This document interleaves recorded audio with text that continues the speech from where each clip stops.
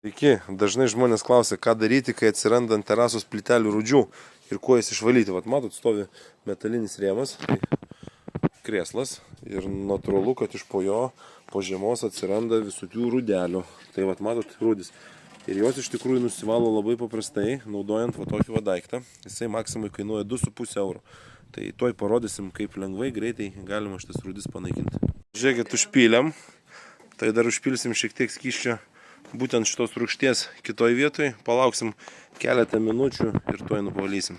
Nu, palaukiam šiek tiek laiko. Žiūrėkit, įmam tokį daiktą, tikrai namuose turim.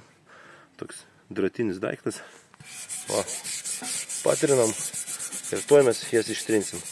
Tuoj nufotografuosim, nufilmuosim, parodysim galutinį rezultatą. Nepagalvokit, kad nuo tos rūgšties iš plovėjo liko tik batai. Ne. Plovėjas gyvas, bet va, plytelės irgi išsivalė, viskas labai gražiai. Rūdžių nėra, palaukiam 10 minučių ir labai puikiai viskas dingo gražiai. Tai va, naudojam va tokį daiktą. Tai yra paprasta rūgštis, skirta, va kaip matot, visiems paviršiams valyti. Ir va, žiūrėkit, pagrindinis dalykas, valo įsisenėjusias rūdis.